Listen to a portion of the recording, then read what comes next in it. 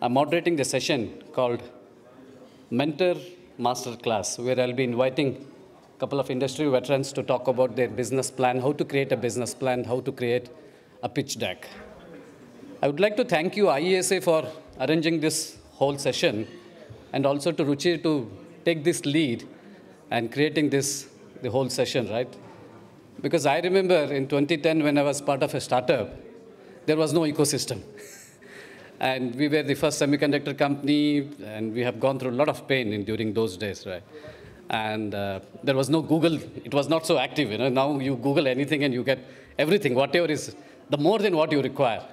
Right? So now it's good that we are all inviting the VCs, we are inviting the industry veterans to share their experience, how to create a business plan, pitch deck, and all that. So I would like to request Giri, who is the founder, director of Calligo Technologies, to share his entrepreneur journey and how to build a business plan. Good afternoon, everyone. Am I audible? Yes. Fantastic. Are you all sleeping or you're all awake after the food? Oh, okay. Only the front row I'm able to really hear people talking. How about the back row? Everybody is awake, right? Fantastic. That's really nice. So like Praveen was telling, Praveen, thanks. Muthu, thanks for giving us this opportunity. So what I'm going to really talk about is actually business planning, what we have done, how we were able to succeed. That is what I'm going to talk about.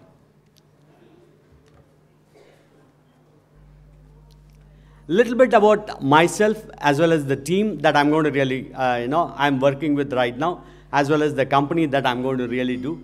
It's going to take only 2 to 3 minutes, not beyond that, So Calligo, we started in the year 2012, but the commercial operation started only in 2014.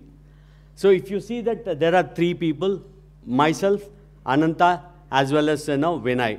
Ananta has a lot of a hardware background. He comes with a lot of knowledge with respect to chip designing. He was part of AMD as well as Intel. And then I come with a lot of software knowledge. I was prior starting this company, I was part of EMC Square, I was part of Adaptec, I was part of AMI, which is a wires company. And then Vinay comes with a lot of experience in ESDM itself. Plus he is also having a lot of experience with respect to sales and marketing. Apart from 3 of us, we do have 2 dignified members. One is actually Dr. John Gustafson, who is the inventor of something called a POSIT. This is the next generation arithmetic that he has done it. So he is part of our team, advisory team. And then Dr. Theo, he is the next person actually who is also on the board. And then we do have 3 key investors. One is, of course, Safal. They have invested in the company in kind. And then we do have Karsamven Fund, Karnataka Semiconductor Venture Fund. They have invested into the company. And then we do have an industry partner, which is, UST Global. Now, let me talk a little bit about the company itself, So, like I was telling you, 2014, we started our commercial operations. What we are doing is, we are serving high-end computing needs for HPC, big data, and AI market. So what we have really done is, we were able to bring in AI to HPC as well as HPC to AI. If you see that HPC is really required in AI because the amount of data that you want to really crunch, without HPC, it is not possible for you to really do that. During 2014, when we started this company, we have identified a niche field, which is nothing but actually software acceleration. In Intel parlance, it is called code modernization. So we started doing code modernization. So take the existing code. We should be able to modernize and give the benefit to the existing customers, with their hardware itself. That is what we were able to really do it. We were able to show, somewhere between 2x to 3x, and then 31x or 40x, that is what we started doing it. This is on the software that we were able to really achieve. That is the first thing that we have really done that. Having seen us doing this, Intel has recognized us in one of the supercomputing event in Frankfurt. So 2015, they have identified 10 worldwide code modernization partners. We happen to be one of them. And then apparently, we started getting into the adjacencies like big data and AI. So 2017, again, Intel has announced 4 partners. we were one of them. That is what we have really done that. So, and then, what they have mentioned is, they have mandated us to really create a product, or a framework for doing the big data work. That is what we have done it. And we are one of the selected ISV partners for Intel as far as big data is concerned. So, all these things that we were doing only with respect to software, and we have finalized, initial thinking itself, we need to create the systems as well as the solutions, associated with it. That is what we were planning to really do that. So that led us to really this hardware, which is going to be the fulcrum for the entire thing. So we started working on it, and then we are in the process of creating that, that is called CRISP, Calligo, RISC-V, and POSIT, that is what we were able to really achieve it. That is in a nutshell about the company itself. Now, let me talk about the business strategy. I'm not going to take much time because I was told, I do have very minimal time. So I'm going to take very minimal time to talk about what is the business strategy. First of all, what is a business strategy? Can somebody tell me what is a business strategy and why do you require it? Yeah, please.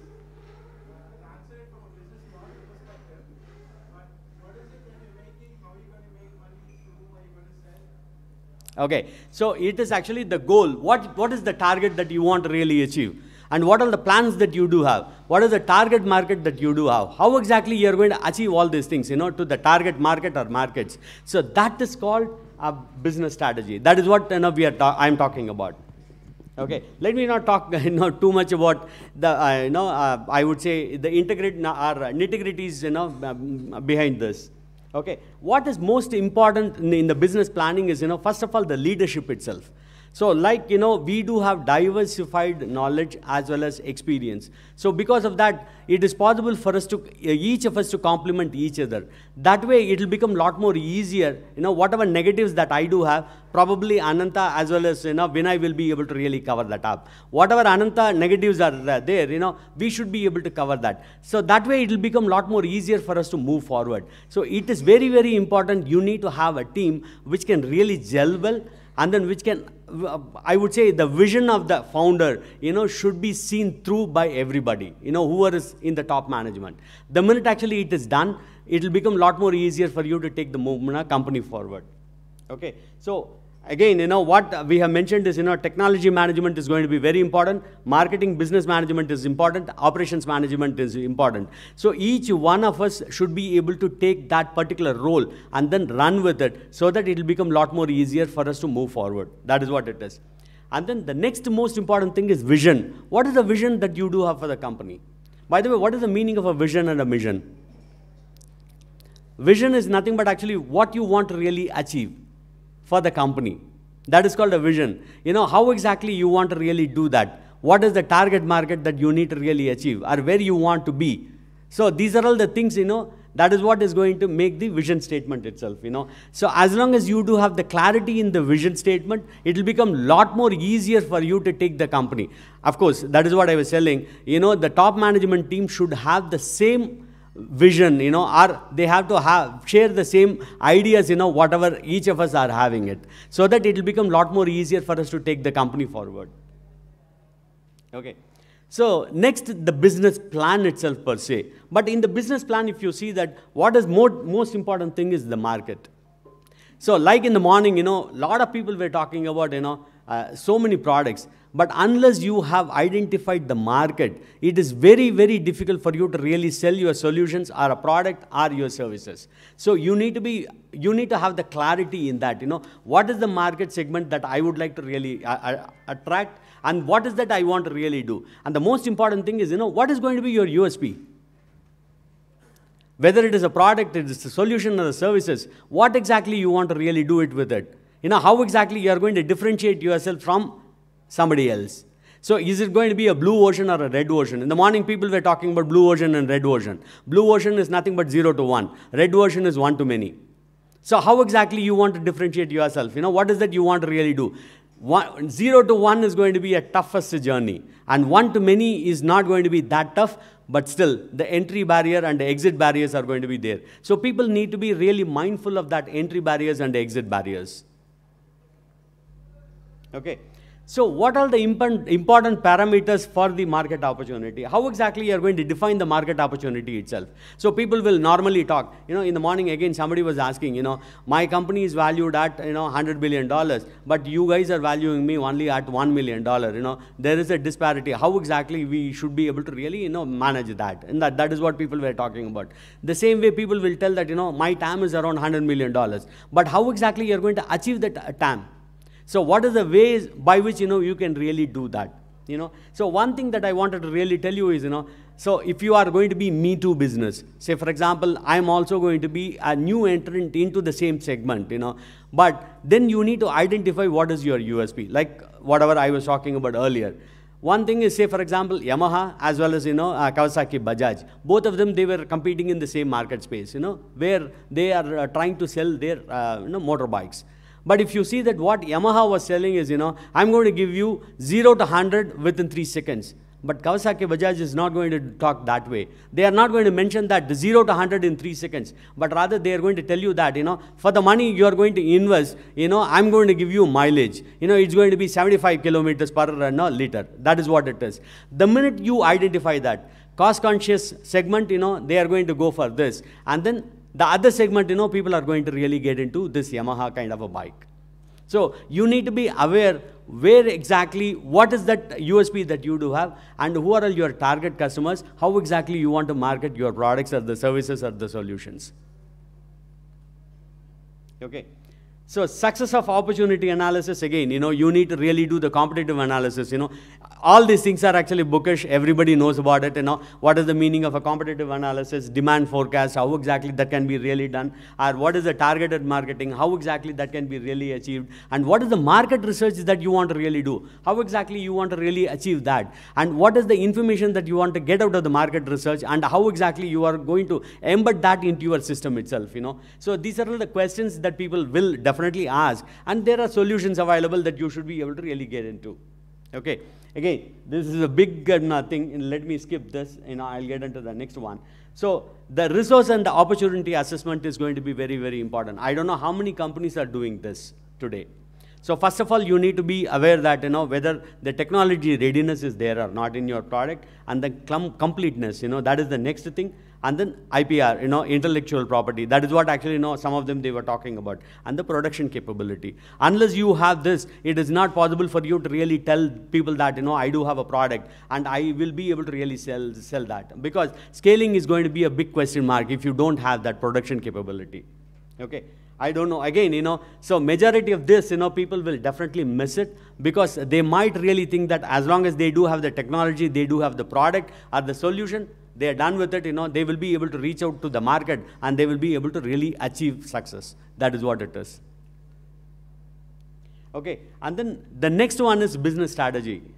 Business strategy, again, you need to be really aware whether you are going to compete in the B2B market or B2C market. So if it is going to be B2B, what kind of an account based that you are going to really do, or it is going to be consumer based? How exactly you are going to attract? What are all the demographics that you need to really go? What kind of a consumer that you are going to have if it is going to be B2C? If it is B2B, which are all the companies that you need to really get into? What are the things that you want, you are going to really provide? So how exactly they are going to really see you? What is the compelling reason for them to really look at you? These are all the things that you need to seriously look into. Okay.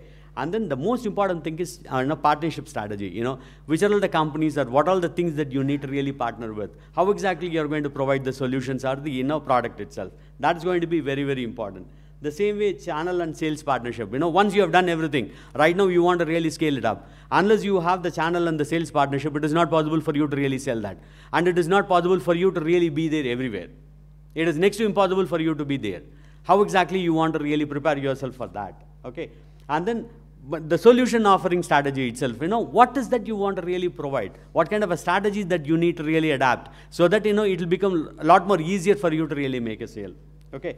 That's it. I don't want to really get onto that, And then the next one is, it is much better for you to really talk about the 5-year business plan itself and then work backwards. So what do you want to really achieve, by fifth year? And then work backwards. What are the things that I need to really do today to achieve the fifth year, whatever target that I do have?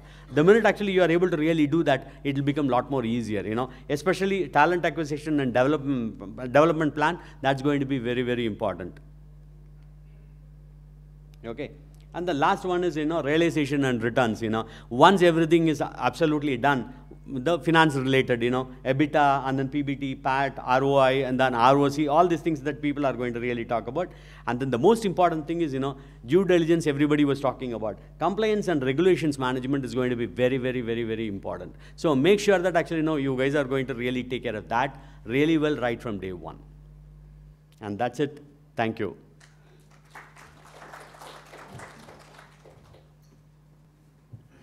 I think if you don't build partnerships, even in this forum, how many people you have spoken to?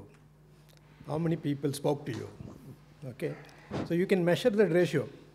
Okay, so I mean, you would somewhere you need to get to all of that, for whatever reasons. So partnership is nothing like there is a defined rule for most of these things, right? So that's what. No, it took us 24 plus months. Of course, a lot of our stakeholders built many associations, but we cemented them with, that's why we have 40 plus partners. A lot of people were present also. So you have to continuously work with them. And I think Parag mentioned about never build a win-lose or lose-win, lose-lose partnership, right? So you have to always build a win-win partnership. Even when you are negotiating with the EDA partner, I think Nishty is from here, from Government of India. I think right now they are negotiating with the DLI EDA partners. There also, the partnership philosophy should be how it is give and take, right? It has to be fair. As long as you build fair partnerships, it will work. And by the way, by law, we are not supposed to build any agreement which basically kills the other person. By law. I mean, it's not by even ethics. It is by law, we can't give a competitive agreement which is unfair to somebody. Anybody can question. In future, I'm telling you, every agreement will be reviewed by some body, and that will tell what is the fairness in that. Okay? So anybody who is fair to you is your partner. Thanks a lot, Giri. This is a small token. Okay.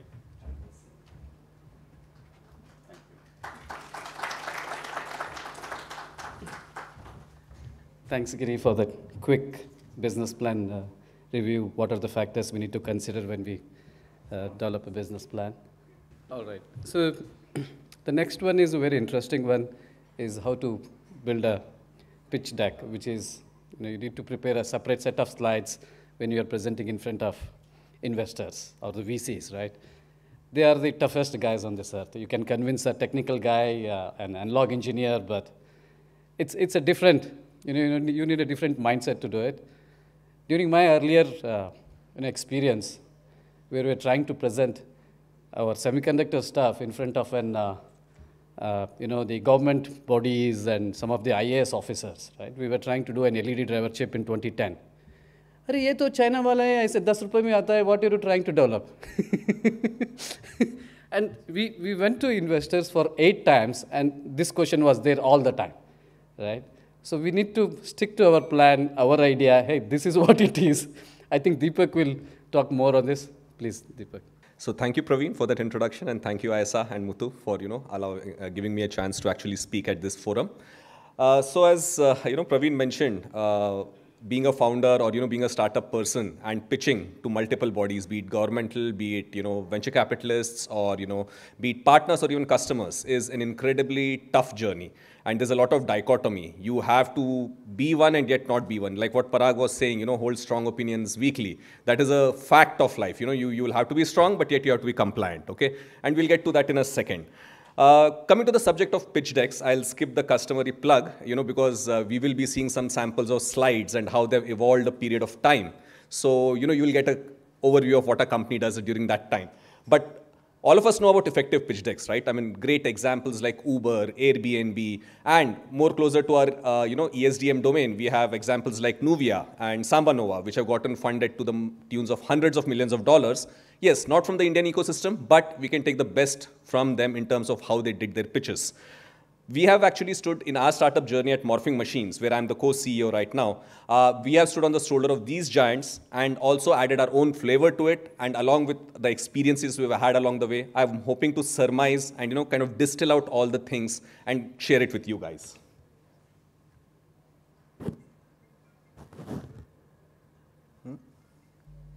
Okay. So what I'll briefly cover is the structure, what should be in the structure of a pitch deck.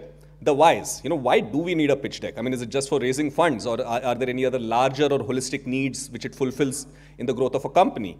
The common founder pitfalls which happens, especially in deep tech and ESDM domains, because we are deep tech guys and engineers, right? I mean, that's like a whole different issue, just like Parag mentioned, even Praveen mentioned, and even, Giri was saying about. The whats, what actually should we take care of while we're building a pitch deck, and what to watch out for when you're presenting. I mean, there are certain do's and don'ts, and, both of them, it's like quantum superposition in physics, the Schrodinger's cat is alive and it is dead also at the same time. So, and, you have to read the room every single time. That's a real painful part, okay? So we'll get to that as well. The hows, getting to the more micro level, the specific inputs in making a pitch deck which makes it really effective and robust. And finally, I think nothing communicates whatever I've given in these slides better than an actual comparison, or showing you from our day zero of slide deck to our current day slide deck and how that evolution was for certain key slides. That will give you an idea of the progression of the journey that we have made along that. So without further ado, let me kind of jump into it. So first up, I think this is a structure. It's hidden by, yeah, there. Thank you. So this is a structure. The first thing is reinvent, right?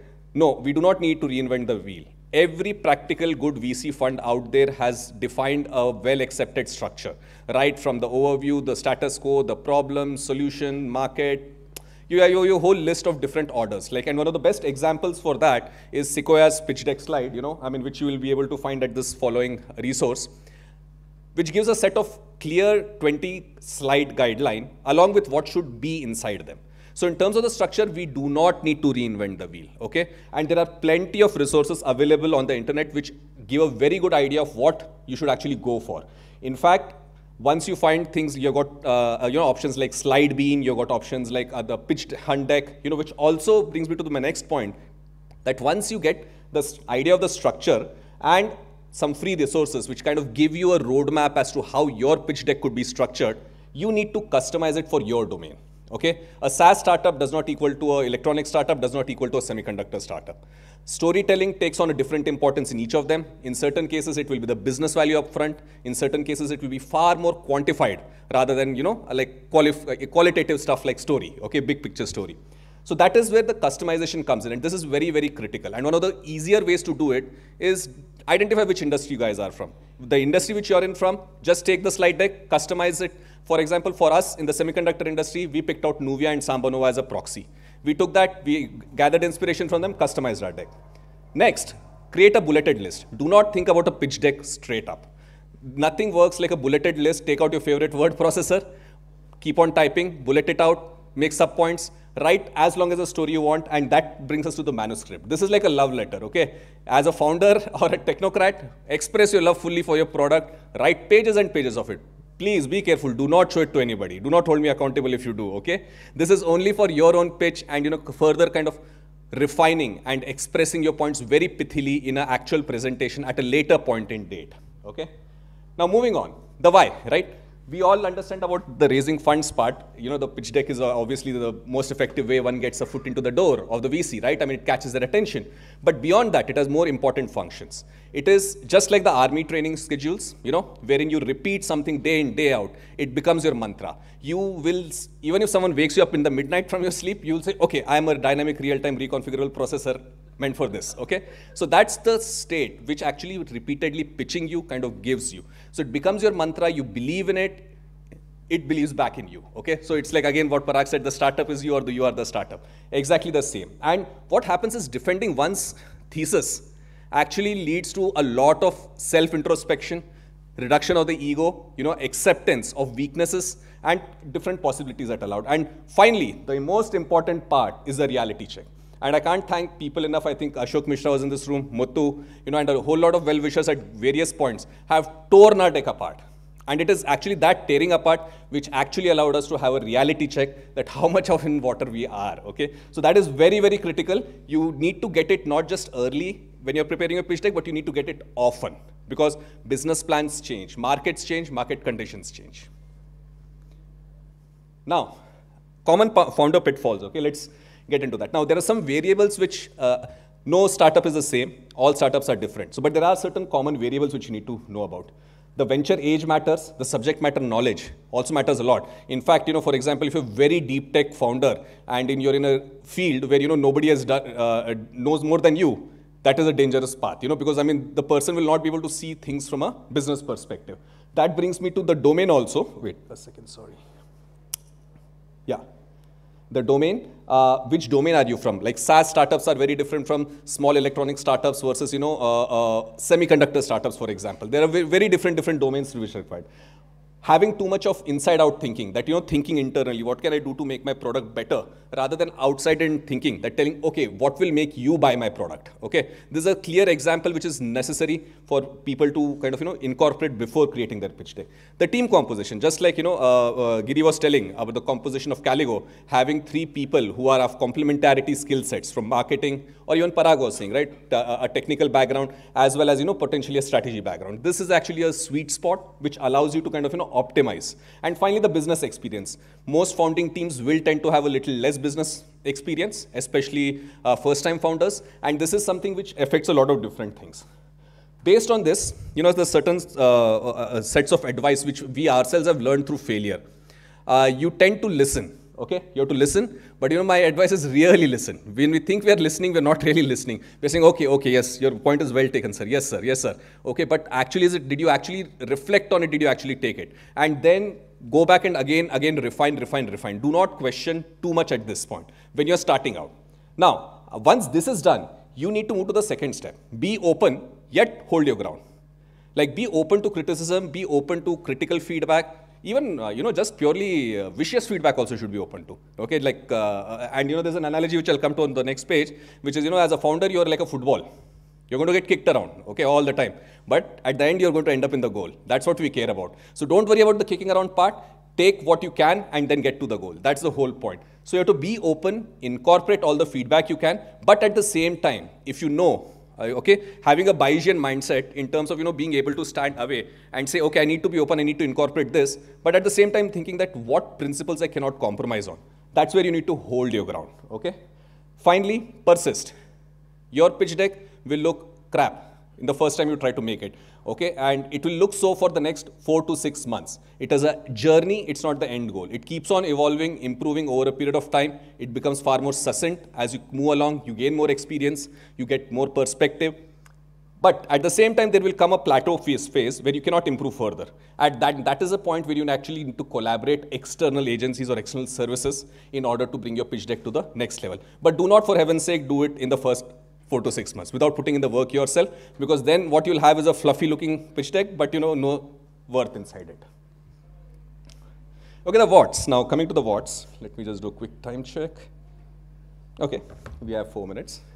Okay, so coming to the what's, first step, agile approach. All of us understand software development. Making a pitch deck is not like a massive single monolithic software project. Think of it as like an agile software development project where you make often and you break often. Think about, different ways, like, seek inspiration, as I mentioned, from pitch decks within your domain. And check out pitchdeckhunt.com, okay? Because that's a great example where you can find proxies from different industries and the best examples of decks there. And that will give you a shortcut. No sense in reinventing the wheel again, okay? Pitch often to people who are from your industry, whom you are scared of, okay? That's very, very critical, because they are the only ones who will give you accurate feedback. And do not pitch it to your well-wishers or the people who are only going to say nice things, because that will get you nowhere. We have had a lot of those experiences, and thank you, Muthu, and again, thank you, Ashok, because, their feedback was the ones which actually got us after almost 2 months of stagnation, okay? Now the components, the main components, we already covered structure and kind of the flow, okay? Flow, you can actually have to change based on which audience you're pitching to. Whether you're pitching to an industry audience, whether you're pitching to a government audience, whether you're pitching to an investor audience, depending on that. The content itself, what goes inside it, the content, the actual copy or the copywriting material. The visual And finally, it is a story which ties all of these elements together, okay? So never start with the story first, nor start with anything. All of them are discrete components, and you do occasionally a check as to how 4 of these components come together. And it is about mixing and matching this, developing them independent modules, and mixing and matching until they all start looking like a cohesive whole. That's the whole thing about it. And finally, different decks for different audiences. As an example, we started with one single deck. Today we have 17 different decks and totally about 96 slides, out of which we only present 11. The balance about 80 are, as library slides. So this is the reality of all pitch decks, and as it should be, because you cannot encompass things, and different audiences have very different requirements. Coming to the content itself, we have the infographics, visuals will always trump text, apart from in this case, excuse me, okay? And obviously, less is more. Do not be afraid to use negative space. A lot of white space is not a weakness, as we Indians sometimes tend to feel, and technical founders especially, that any space wasted is, like a opportunity to put in some more technical information about my product there. No, not necessarily. Having a reality check. Again, I'm bringing this again up. You have to get this importance, because without this, it will not progress. Participate in pitchathons, participate in startup pitches, participate in any events done by ISA or any other industry bodies in order to be able to refine. Get out of the building, as they say. Now, this is very important. Okay, now I think this I'm coming specifically to the ESDM industry. Just communicating what a product does is of no value. Essentially, we all create a product which is inherently got some really interesting feature or some really interesting aspect of it. What can it do for my customer? Okay, what can it enable? What are the use cases it can do? That is very critical. The tech itself is not inherently valuable. Okay, you need to show a clear path to the money. This is more critical in pitch deck. That's why I said it's a dichotomy. You cannot develop a startup thinking like this. You have to be in love with your tech. But while you're making a pitch, you have to think like this. So you have to have 2 split personalities, okay, like Jekyll and Hyde, and make sure that at one point you're able to think like a founder and a guy who's passionate about technology, and at other points be completely dispassionate and say, okay, where is the money in this? Without that, you really can't get ahead too much. Potential minefields, okay. First, let me put it up. Lack of jargon is a big minefield, okay. Coming back to the VC panel, which spoke earlier, they were talking about things like having that aha moment or connecting with the founders. Now that happens if you use the correct jargon. If you present it in a language which they understand, okay, our minimum viable product or our minimum desirable product has found traction at a customer acquisition cost of XYZ. So this is exactly an example of jargon which they will not only understand, they'll completely understand it, and they will build scenarios, dream castles out of it, and then they see the potential. Then one person becomes your champion, all the other bean counters will line up then. So this is very critical, learning the jargon, the minimum amount of jargon. We're not telling you to become a jargon master, okay? Business model, be very careful about business model. These guys know everything inside out. The use of funds, saying that you want funds to pay salary is not an acceptable proposition. Having a very clear plan as to where you deploy your funding outlay is very, very critical. Then, I think CapEx, early traction are fairly clear ones and self-explanatory. But definite minefields are, in fact, leave out financial projections which show logarithmic growth, okay? Everyone loves to do that, even we have done that, okay? So, and after having gotten that feedback, they're like, even before getting to the last set, one VC told, I'm sure your growth is going to be like this, okay? And unfortunately, it was there. So, leave out financial sheets, it leaves some mystery for the VC. If you're interested, I will present it to you further in a separate call. That's the way to kind of go with the financials, No traction is also another big problem. A top-down market analysis, while attractive and easy to do, is not what I would recommend. Better to do a bottom-up, even though it takes a slightly more time, but generally it's a little bit more accurate. So otherwise, these can be very definite minefields. And finally, do not put your ask on the last page. Definitely not. Neither the team nor the ask on the last page, because as Parag mentioned, you need to establish credibility up front. If you do not have, then wait till the last page, okay? However, ask should come somewhere in the middle. Because you've given them the context, it should ideally come after your aha moment. You need to grab their attention. Okay, quick time check. Okay, I only have 2 more minutes. So I'll just show you these points. But, I think we can chat afterwards offline as well, in case any of you want to kind of, get a sense of this. The length ideally should not be more than 15 minutes. Have a transition between different slides to connect the story. Anticipate questions, which allows you to kind of include that material in the slide itself. Expectation setting. I will have to rush through this presentation. I'm doing the expectation setting ahead of the presentation itself. Clarity, attention. Communicate very clearly in the first 20 seconds what your product is and grab their attention. Aha moment, okay? And once you grab their attention, then you can actually introduce some of the more complex stuff, which they'll patiently watch it as well at that point. Have library slides and master format. Okay, layouts, fonts, colors, all of this has to be done afterwards within the slides. Do not have good visual hierarchy. People should be able to see your slides and they should know inherently what is the order of things I'm able to see. This is called visual hierarchy in terms of font size, colors, and the way your eyes move across it. Okay, you shouldn't have too much on the slide where people don't know where to see. Do I see that central image? Do I see that? That is visual hierarchy. Negative space is a lot of this white space which you see. And finally, the last elements which come in the clear, visual graphics and graphic design.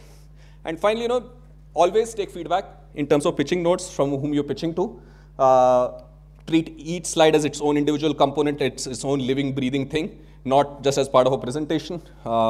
Then introspect and 20/80 rule, okay? I mean, we'll get to this in greater detail, but let me quickly run you through just the images. This is version 1 of our slide, which actually shows what our processor kind of does. It's a combination of other CPU, GPUs, and all of that. This was version 1.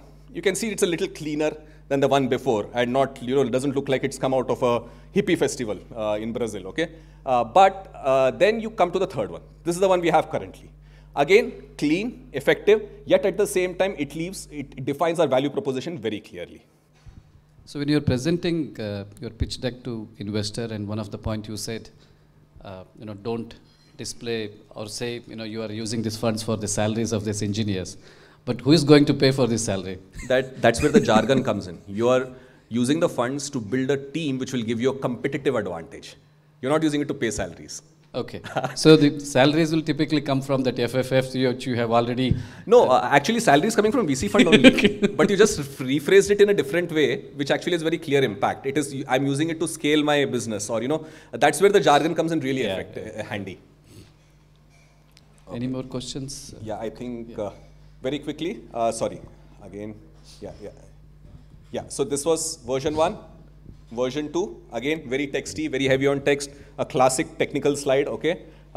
But then version 3, wherein clear, easy to read, can see the hierarchy with a lot of visuals, easy to follow, okay? We'll discuss how to kind of, get there. This is the achievement, we really enable n-modular redundancy, fail-safe states, essentially in aircrafts with our processor. And this is a representation of that. Version 0, and then you directly have jumped to version 2, but you can see how we have effectively made it easy for the eye to follow. Okay, this is steady state, that red thing is the failure state, and then again you're back to the real-time dynamic reconfiguration. So visual harmony and flow is better. And finally, the financial slides. Okay, this is each of the domains we have been targeting, how we carve out certain domains out of it, what is the market, and who are our customers, potential customers. Now, the same thing we have kind of, this was version 2, wherein we said, okay, let us split it and, show it like this, somewhat easier to follow. And then finally, this is our final step. We completely redesigned it in order to kind of, this is layouting, design layout and changes, where it allows us to kind of, very clearly showcase, what is the demand yearly, what is our early traction for our early customers, and what's the pipeline itself. Okay, with that, I think I would like to thank everybody and Isa for giving me this opportunity. Any questions we can take offline. Thank you.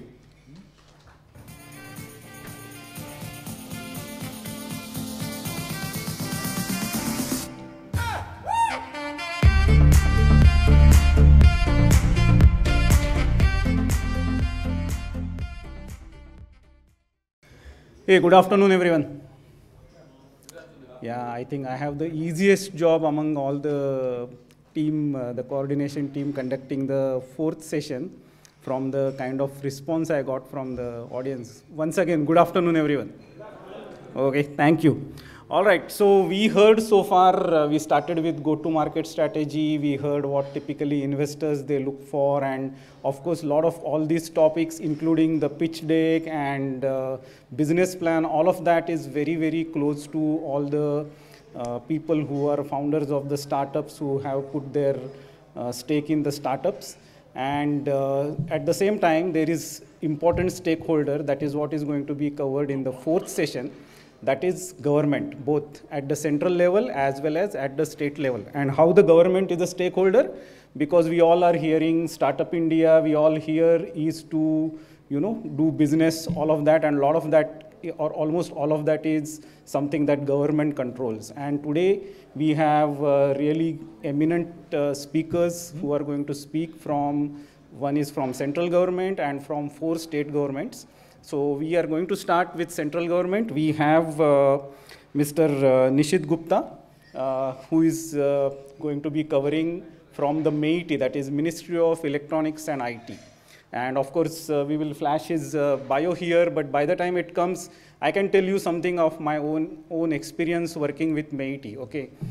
This happened sometime around, I think, probably first or second week of May, when IESA president, he called me one day and he said, hey, look, this Semicon India event is going to happen, and we are going to work with the MeitY team to make it success. So my first thought was, oh man, we are going to work with some babus, okay? And he said, no, everything they are going to run, but we have to make sure that, being IESA and the event happening in Bangalore, so we have to make sure that we give all the support, make sure that we make it success. And I can tell you one thing, that I was really caught on the wrong footing, okay? The way all the MeitY guys, they, did the fantastic coordination, and Nishit was one of the key guy who, who was part of that organizing team. And I could really see the big change that is happening in government itself, that even government agencies are becoming very agile, they are becoming very pro-industry. They all work till late night, 12 o'clock, 1 o'clock, 2 o'clock, not only during the tape out, the semiconductor engineers they work, but even the government bodies also work late night, and that is what I could see myself, okay? So with that, I would request Mr. Nishit to come on the stage. Can we flash his bio, please? Okay, by the time it comes up, maybe I will, Nishit, do you want me to read out your bio? All right, okay. So, yeah, Mr. Nishit is working as a scientist D in R&D electronics group at MeitY, Government of India, since 2014, wherein he is involved in broadening the microelectronics research base across the country. He also holds an additional charge of Director Technical at India Semiconductor Mission, that is ISM, set up under Digital India Corporation of MeitY. Before joining MeitY, he has worked as technical leader in technology R&D group at ST Microelectronics for around a decade, wherein he was involved in developing and promoting system-level methodologies and transaction-level modeling using System C and SoC architecture analysis and performance evaluation at early design phase. So with that, I would request Mr. Nishit to take the podium. Thanks. Okay, good afternoon everyone, and thanks for nice introduction of myself as well as of MeitY. Yes, Semicon was a great success, and it brought good vibes to the industry as well as in government also. And thanks for giving me the opportunity to introduce MeitY schemes to the best minds of the country. And while preparing this slide, I was trying to figure out that should I be even talking about semiconductor industry or startup growth story in the slides? I don't think so, no, because the people sitting here is very much aware of all this story. So what I've done here is that, okay. So what I've done here is that I've tried to list down the key schemes of MeitY in different areas for different audience. So the first part of the scheme, which I've listed there, is prominently dealing with the startups in the working in the deep tech area. And prominently, I mean, they are giving the seed fund support.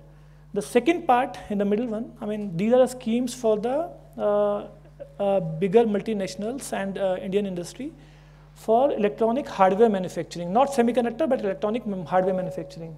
And the third part at the bottom is primarily the semicon policy that we have announced in the December 2021.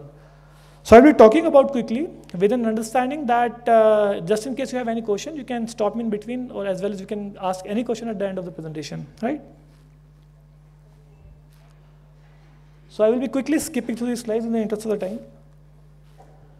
So this TIDE 2.0 initiative has been initiated by MeitY in 2019 for 5 years with an outlay of 264 crores. And the objective of TIDE scheme is to support 2,000 technology startups with 51 TIDE 2.0 centers pan-India. Now, who are these tied 2.0 centers? I mean, any incubation center registered or to be registered as a Section 8 company, they can apply to become a tied center under the scheme, and they are eligible to get the support to further support the startups. So, MeitY supports the tied center, which in turn supports the startup. The maximum support which is given to these startups are generally up to the 40 lakh rupee, right? And the key area of focus in the tied sector is primarily healthcare, education, agri. There is no as such semiconductor electronics. I mean, they are primarily looking into the application areas. So then there's another scheme which is just launched last year itself with a Samrid scheme, which is focusing on the IT domain. And this is launched with an outlay of about 99 crore with an intent to support 300 startups. And it is being run through accelerators pan-India. So any accelerator which is willing to make part of Samrid scheme can submit an application, and they will be given funding to further support the startup. The only intent here is that the accelerator has to bring a matching funding of 1:1. So for example, is MeitY putting up a fund of 40 lakh rupee per startup? The accelerator has to also bring up other funding from other VC sources. Then there are other two schemes which MeitY is implementing. First scheme, NGIS, next generation scheme for the innovative startups, which is implemented through STPI, and primarily it is dealing with the startups which is in the tier 2 cities. And it again intends to give a small amount of seed support to startups, which is up to rupees 20 lakh, as well as it also gives the testing facilities to all the startups in the tier 2 cities. And then we have a number of center of excellence, which is being supported by MeitY. They are roughly 30 in number, working in different domain areas, and they are also supporting startups with their own thrust areas. So now going forward, MeitY intends to basically consolidate all these schemes and pump more fund to create a kind of venture fund with a total outlay of 750 crores, with again matching grants coming from the other venture sources. So this is still in pipeline, but going forward, all the MeitY resources, all the MeitY attached societies like 10 centers of CDAC, 4 centers of CMET, 42 centers of NILATE, similarly SL is also now part of MeitY. Their all resources will be pooled up, as well as some funding will be added up to the tune of roughly 750 crores. And we are planning to create kind of venture fund, which will be created to support startups, as well as this facility will be, exposed to the startups for other kind of EMC, EMI support and testing support and all. So while preparing all those schemes, I guess I pressed some button, right?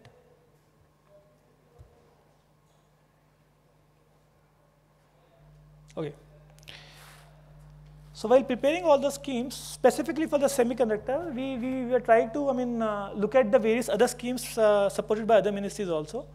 So if you look at the other schemes of other ministries, you see that most of the schemes are primarily giving only seed fund support, up to few lakh rupee. Either they give few lakh rupee or they support startups in some specific areas, right? So when last year MeitY started working on supporting semiconductor and related industry, they figured out that obviously, this small amount of support is not going to be enough for startups working in the semiconductor domain. So then we proposed some new schemes as well as new programs which intend to support startup with a bigger amount. So one of them are Chip to Startup program, which was again initiated with the Semicon policy last year. So this is a legacy program which has been in continuation of SMDP program, Special Manpower Development Program, which has been there for the last 25 years. Primarily, it used to earlier support only academia. Now, in this fourth phase of SMDP, which is Chip to Startup program, we have also included support for the startups. So I quickly go through the support of background of the SMDP program. So basically, it's based on the Prime Minister vision of that India can be the biggest supplier of the workforce to the world, and Design in India is as important as Make in India. So, and as we all know that India has the presence of roughly 20% of the global VLSI designers, and we have almost 200 semiconductor companies in the country.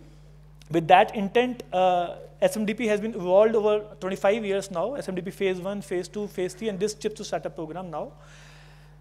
Initially it supported 19 colleges only, primarily academic institutions, with a focus of VLSI design, only VLSI design. Then in the second phase, it supported 32 colleges with a focus of chip design. Roughly 12-13 chips were designed in the second phase in 2005 to 2013. Then in the third phase, which just ended last year only, the support was given to 60 colleges, again academia, mostly IITs and NITs, and roughly 50,000 industry-ready trained manpower was generated, and roughly 150 chips were fabricated. Now in the current phase, C2S, we have evolved with additional support to startups, as well as the earlier contours of SMDP has been carried forward. Okay. So just to give you the glimpse of the earlier successes of SMDP, then I will jump to the C2S slides. So SMDP was primarily, historically, has been focusing on VLSI design and chip design. So you can see that participating institutes of SMDP was distributed in all the states of India, right? The red flag shows the distribution of SMDP colleges across the country. So almost all states equally participated in the implementation of SMDP. And as the result of it, I mean, there were the 60 colleges divided into 10 clusters, which each cluster given a responsibility of development of 4 or 5 chips at SCL Foundry as well as abroad. And at the end of the program, they came up with about 150 chips fabricated at either SCL or TSMC or UMC abroad foundries, right? Roughly 32 chips were fabricated at TSMC or UMC. So that was a big success, but only limited to the support to academic institutions. Now going forward, this year we have evolved a chip to startup program, where one additional thing has been added, that in one of the category of the project, we will be supporting startups too. So broadly, this is the objective of C2S program, which says that we have to support 100 organizations, so roughly 20 to 25 startups. We have to generate 85,000 manpower in VLSI and chip design area. As the outcome, we will generate 20 SOCs, 175 ASICs, 30 FPGA-based designs for training the students at academic institutions, and repository of 30 reusable IP cores. And what government will be providing them? They will be giving them the access of remote ED tools. Thanks to Cadence Mentor Synopsys, they have given us a very good offer that we are centrally hosting all the bundles of Cadence Mentor Synopsys, very good in number, 1,000 licenses each roughly. And all these college students will be remotely accessing all those tools. And then we will be setting up India Chip Center, which will be acting as one-stop center for giving support to these students for foundry at SCL as well as abroad. And then some smart labs as well as support, incubation support to startups. So who can participate in Chip to Startup program? Academia and R&D labs, startups, and MSME. So basically, this is again the glimpse of what kind of support that is being provided in C2S program. And as it's mentioned here, that MBW support and fabrication support is also provided. And other kind of support for implementation of project is already also there, manpower support and other things, right? So broadly, okay. So broadly, the overall implementation of C2S program is divided into 3 parts. The lower 2 parts are primarily for academic institution. However, the first part, category 1, is for strengthening the industry academic collaboration, right? So what we have said there is that any academic institution can submit project in collaboration with a startup or MSME. And they can be given a fund up to ₹5 crore. So roughly, the total basket for these funds is roughly 70 crores in the first category. The other category is primarily for academia, just like the early phases of SMDP. So before jumping to the electronic manufacturing and semiconductor strategy of the MeitY, so this is the overall glimpse and summary of the various initiatives that has been launched in the past 1 year. So for the research, we have an old scheme R&D electronics, which has been supporting all the pan-India institutes with a roughly total outlay of 500 crores. And it supports electronics and IT related research projects at academia. Now we have also initiated C2S program to support 100 colleges and startups with an outlay of 250 crores. And then we have a design link incentive scheme in the middle, DLI scheme, which is there to support 100 startup and MSME working in the semiconductor design area specifically. And then this policy has been launched on semiconductor with a $10 billion incentive to support silicon compound, ATMP, upgradation of SL foundry, as well as including DLI scheme. That is for global multinationals as well as Indian industry. So before going forward to the main part of this presentation, which is the semiconductor policy, I would like to briefly touch upon the electronic manufacturing schemes, which is already there in the MeitY. So for example, this is just to show you the numbers that India has taken roughly 63 years to reach 1 trillion economy, then 7 years to reach another trillion, and then 3 years to reach another trillion, and it's going to touch, top 3 nations by 2030. So we all understand that electronics and semiconductor is going to play a key role in the economic growth of the country, right? So this is the entire gamut of the MeitY schemes for promoting semiconductor manufacturing, electronic hardware promotion, right? So these 3 schemes are already existing: PLI, Production Link Incentive; CAPEX Link incentives, which is with the name of SPECS. I will be quickly introducing it in the next few slides. Third is the electronic manufacturing cluster for development of special economic zones and kind of infrastructure for setting up of the companies and all. So this can be participated by the state governments. And then we have the semiconductor and display ecosystem policy, semicon policy, with an overall incentive of $10 billion. And then we have the PLI schemes for the elite sectors like advanced chemistry cells, automobiles and auto components and all. The total incentive here is 30 billion for the entire electronic manufacturing and semiconductor. So one important point that these incentives are cascaded. So basically a company can take an incentive in the component manufacturing scheme, then it can again take an incentive in the sub-assemblies, and then it can again take an incentive in the finished goods. So basically incentives on incentives, right? So if you look at the figure in one of the scheme, which saying let's say 4 to 6%, if you make it cascaded, it goes beyond 10%. So very quickly, this is the PLI scheme. Just like any other ministry, MeitY also have a PLI scheme for electronic hardware manufacturing. And these are the overall goals. Don't look at it for the moment. The outlay of this scheme is 5.5 billion. And the incentives are given on the incremental sales target. So base year is identified and the targets are given, and a company has to meet the incremental sales target to achieve the incentives under the PLI schemes for the electronic hardware. Similarly, there is a specific scheme of $1 billion incentive for PLI for IT hardware, exactly with the same contours, but for different kind of electronics area. And then we have a spec scheme for supporting component manufacturing. This is in terms of, the total outlay of the scheme is 3,200 crores. And this is in terms of, giving reimbursement, 25% reimbursement of the capital investment. So the items which are covered is generally plant and machinery, R&D, and TOT and utilities. So there's a big list given in the MeitY website. You can go through it. So these are just a glimpse of few facilities which have been set up under the PLI scheme, and they are the beneficiaries of PLI scheme. Wistron facility, Bhagwati Products, Smile Electronics. So they have been beneficiary of PLI scheme. And these are the vibrant ESDM landscape of the country. You can see that NCR, Tamil Nadu, Andhra Pradesh, Maharashtra, Karnataka, Telangana, they all have a big number of companies in this area working in different parts of the country and taking advantage of the PLI scheme. So coming to the semiconductor part of it, the third part of the presentation, sir. So if you look at it, we all know that, the projected figures from today are going forward in the next 5 years. So basically, we are going to see roughly 600% CAGR in the 15% CAGR, totaling to 6 times from the current figures in the semiconductor sales. Similarly, for the display market, the total market from now to 2026 will be roughly 60 billions. This is a cumulative figure, 60 billions. And then again, similarly for the compound semiconductor market, if you look at the figures from the silicon carbide, power electronics and all, this is again good numbers running into hundreds of millions. So to look at these things, MeitY has now rolled out a policy for promotion of semiconductor and display ecosystem in the country. So this is the snapshot of that policy, where first part is focusing on the silicon fab and the display fab, talking about giving 50% of the incentive. Second part is focusing on the compound semiconductor and ATMP and packaging, focusing on giving 30% of the incentive. We will discuss in the next few slides about them.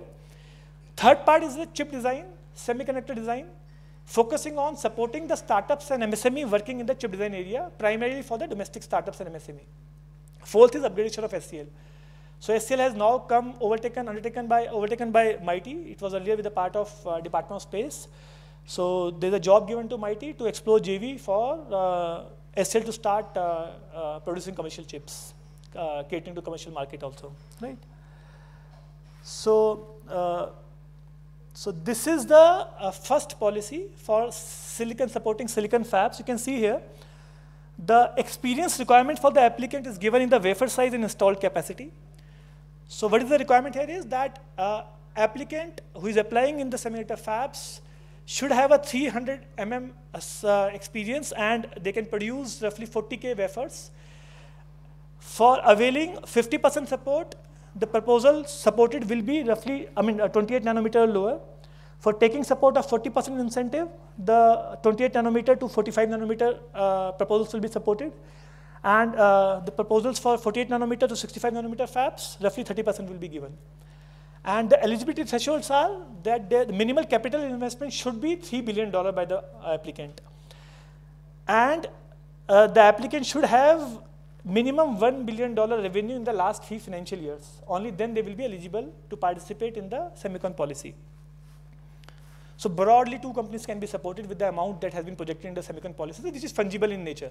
So roughly 50,000 crore has been earmarked in the semicon policy for supporting silicon fabs. Then we have a specific policy for supporting display fab with a broad artificial boundary of 12,000 crore. That is again fungible. We can cross this boundary if we are receiving good proposals also. So the applicant should submit a proposal of either TFT LCD having generation 8 or above, or AMOLED having generation 6 or above. And then for TFT LCD display panels, 60K or more capacity is needed. For AMOLED display panels, 30K capacity or more is needed. And the eligibility threshold is 1.3 billion. Minimal capital investment is required to be done by the applicant if they want to be considered under this scheme. And then again, minimal revenue in the last 3 financial years is $1 billion. Third is the compound semiconductor and ATMP. For this, we are giving 30% of reimbursement. And wafer size is 150 to 200 millimeter. Installed capacity is 500 wafer start per month. And different areas are supported. And again, the eligibility threshold is given, which is 13 million, which is very small in comparison to, what is the investment required for such kind of fabs, facilities. And 6.5 million is the minimal capital investment for the ATMP and OSAT facility. And last is the design link incentive scheme, which is to support the startups and MSME working in the semiconductor design area. So broadly, it talks about giving 3 types of support. One is a design infrastructure, wherein centralized facility is being set up at CDEC Bangalore, India Chip Center with a name, where all the licenses of Cadence, Mentor, Synopsys, an effort is being made to pull up all these licenses and make available to all the startups and MSME. And then beyond that, there's an additional support of financial incentive in 2 parts. The first part is the product design support with a ceiling of 15 crore or up to 50% of the project cost. And the second part is 30 crore or 6 to 4% on the sales turnover. This is just like a PLI. So anything before the sales is covered in the PDLI, product design link incentive, in 15 crores. And anything post-sale is covered in the deployment link incentive in 30 crores. So in a total, an applicant can submit 1 application with a total request for 15 crore plus 30 crore plus EDA tools, infrastructure, and other kind of design infrastructure support. In addition to that, there is no ceiling on number of applications from an applicant. You can submit any number of applications for a product, for number of products, right? So additional government support, any applicant who is applying in the semicon policy will also be given support for common facility centers and EMC. I will explain what EMC scheme is. And then there are specific schemes of MeitY to give the preferential market access. They will be supported for that as well. And in the semicon policy, 2.5% of budget is earmarked for R&D, skilling and training and talent development. So they can avail that benefit as well. Apart from that, there are other state incentives as well. So, okay, this is the EMC, Electronics Manufacturing Cluster Scheme. And the beneficiaries to this scheme is state governments and state implementing agencies or central PSUs. And if they want to, set up special economic zones or electronic manufacturing cluster, they can apply under the scheme. The total outlay of the scheme is 3,700 crores. And as it's mentioned here is that 50% of the EMC, roughly rupees 70 crores for 100 acre of land with total ceiling of 350 crore for one applicant is supported. And for common facility center, 75% of support is given up to 75 crore. So these are the potential high-tech clusters under EMC 2.0. So you can see that Gujarat is there, Madhya Pradesh is there, Daman is there, Karnataka is there. Odisha, Telangana, Andhra Pradesh and Tamil Nadu are also there. Okay, thank you. So that's all. Thank you.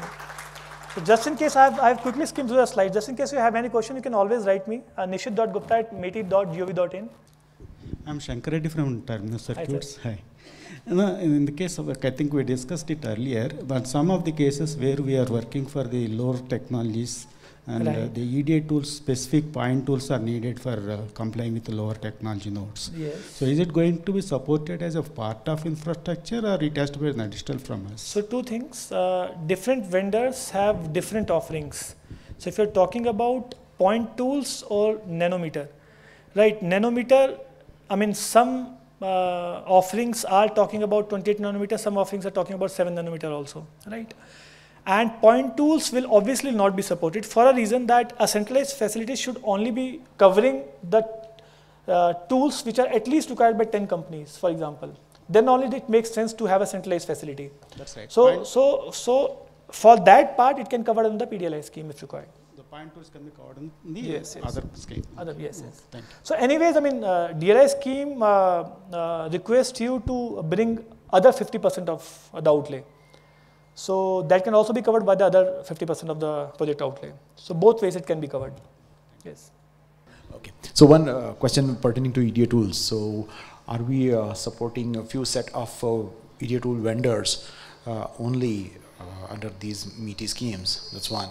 And what if any startup comes up with their own set of tools or a flow of their tools in addition or as an alternate to requirement or for development? For development.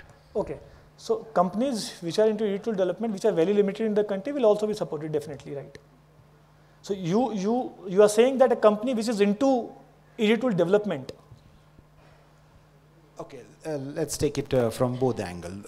Use of EDA tools which are from the existing vendors, use of EDA tools which are not from these set of vendors that you mentioned, mix of these as well as some of the custom tools which may be specific to the application or the end solution that a startup is coming up with. And in addition to that, any new EDA tool vendor that as a startup itself. Right. So basically, effort is being made to, make available not only just Cadence Mentor Synopsys, but Keysight, ANSYS, MathWorks, and many more, right? But then again, if still the requirement is not falling into this basket, right, then we are giving the support of funding as well. So you can anyways go ahead and purchase based on that funding requirement, funding given to you. So as such, there is no restriction. All of us, let us give big hand to Nishit, that he came all the way from Delhi for this session. That clearly highlights the importance given to ESDM sector by the government and the MeitY. So thank you so much, Nishit, once again.